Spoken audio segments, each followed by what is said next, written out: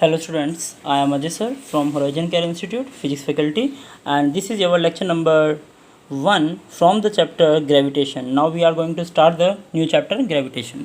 देखिए बच्चे gravitation actual में क्या है, इसको हम क्यों पढ़ रहे हैं, पहले मैं कुछ बेसिक क्वेश्चंस आपको समझा देता हूँ और उसका आंसर हम इस चैप्टर में ढूंढेंगे। देखिए बच्चे, हमारा सोलर सिस्टम है, तो सोलर सिस्टम जो हमारा सन, अर्थ, मून ये वगैरह, तो ये सारे के सारे रुके हैं, स्पेस में रुके हुए हैं। तो ऐसा कौन सा फोर्स है जो इनको कभी भी ऊपर या नीचे गिरने नहीं देता, उस फोर्स को हम जानेंगे इस चैप्टर में।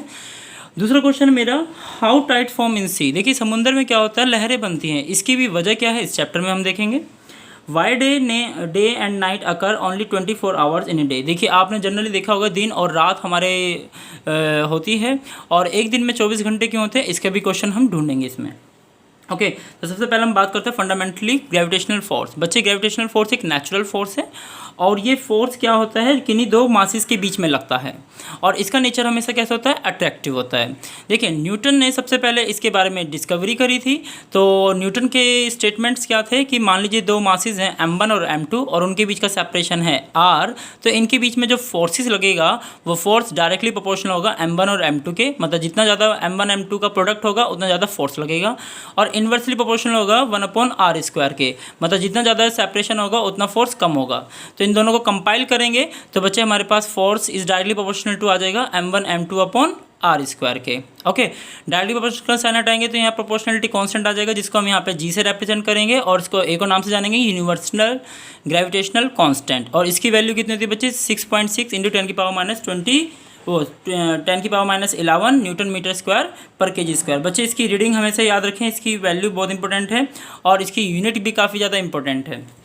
इस जी को हम क्या बोलते हैं, यूनिवर्सल कांस्टेंट। इसका मतलब चाहे आप सन में चले जाएं या अर्थ पे चले जाएं या मून पे चले जाएं, जी की वैल्यू कभी चेंज नहीं होगी।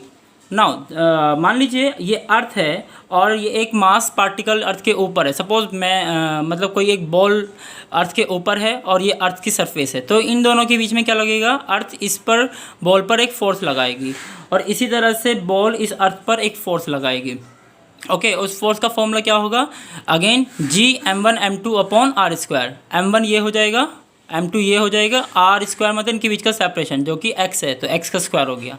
नाउ देखिए अब क्वेश्चन है मेरा, tides in sea form due to the gravitational force between earth and moon. Suppose बच्चे ये आपका अर्थ है, अर्थ के ऊपर ये पानी इस तरह से है, ठीक है, और आपको पता है ये मून है। मून क्या करता है, अर्थ को अट्रैक्ट करता है, ग्रेविटेशनल फोर्स की वजह से मून अर्थ को अट्रैक्ट करता है। तो अर्थ के सरफेस पे जो वाटर है वो भी क्या होता है, अट्रैक्ट होता है, जिस वजह से जो वाटर है, वाटर बॉडीज़ का जो पानी है वो ऊपर की ओर उठता है in the form of tides.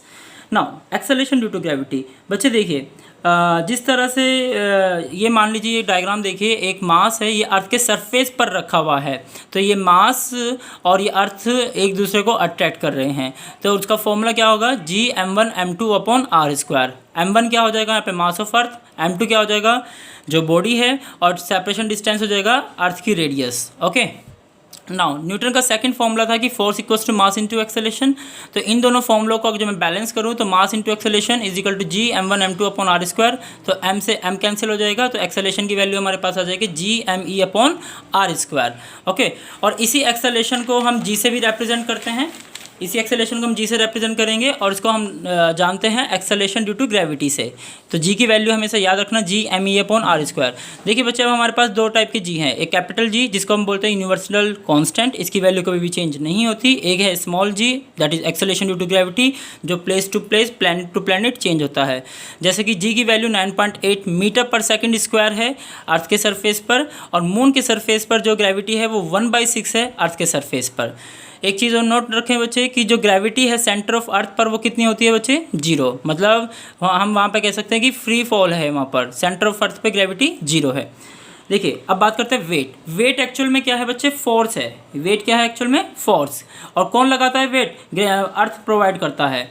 तो अर्थ किसी बॉडी पर फोर्स लगाता है इन फॉर्म ऑफ वेट। मान लीजिए आप, मैं या कोई भी बॉडी अगर जो अर्थ के सरफेस पर है तो उसका अपना खुद का वेट होगा। वो किस वजह से हुआ? क्योंकि अर्थ हमारे सामने है, अर्थ हमें खींच रही है और उसी को हमने नाम दिया है वेट। वेट का फॉर्मूला होगा m into G. What is a G? G is acceleration due to gravity. तो बच्चे आपको पता है G place to place change होता है, इसलिए वेट भी प्लेस टू प्लेस चेंज होगा, लेकिन मास जो है वो हमेशा यूनिवर्सल कांस्टेंट रहेगा।